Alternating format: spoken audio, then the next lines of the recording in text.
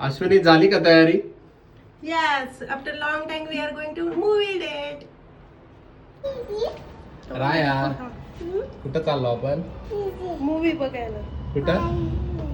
Movie मध्ये झोपून राहशील ना? दूध पिशील का? हा, रडणार नाही ना? रडशील का? नाही रडणार ना? ओके. हाय हाय.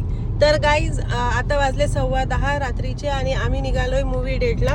जर राया राहतो की नाही हा सगळ्यांना प्रश्न पडला असेल तर राया हा सेकंड टाइम मूवी बघायला चाललाय. आपण पहिल्यांदा पण मूवी बघायला गेलो होतो ना राया? आणि आम्ही मूवी बघण्यासाठी आलो होतो Phoenix mall of millennium Wakad. हे जे करा.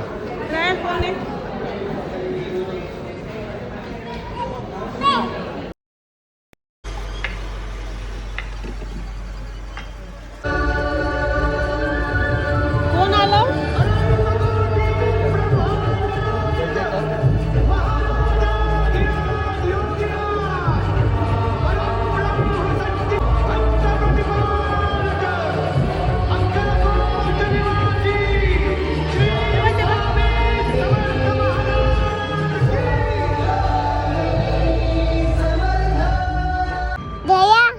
राया आपण काय पाहायला आलो?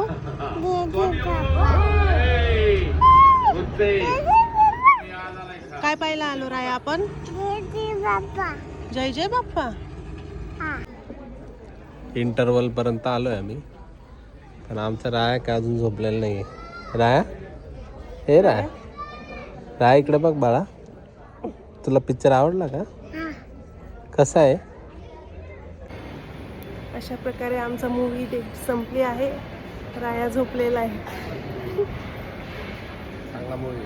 मूवी कसा आहे? मस्त आहे. यस, आम्ही आलो तो देऊळबंद मूवीला. भिवू नको मी तुझ्या पाठीशी आहे याचीच प्रचिती आपल्याला देऊळबंद 1 आणि 2 मध्ये येते. तुम्हाला खोटं वाटेल, स्वामी माझ्या पाठीशी सुद्धा अगदी कणखरपणे उभे आहे. जेव्हा माझ्यावर संकट येणार होते त्याच्या 8 दिवस अगोदरच स्वामींनी माझ्या घरात फोटो स्वरूपात आगमन केले. जेव्हा होईल मोठी परीक्षा स्वामी करतील नेहमी रक्षा.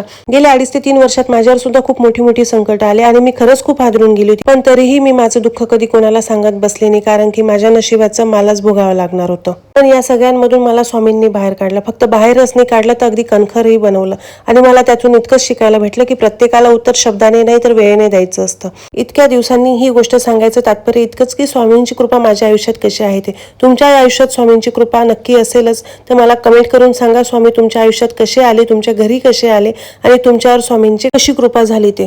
बाय द वे त्यांनी देऊळबंद 3चा सुद्धा हिंट दिला आहे. भेटूया पुढच्या व्लॉगमध्ये. बाय.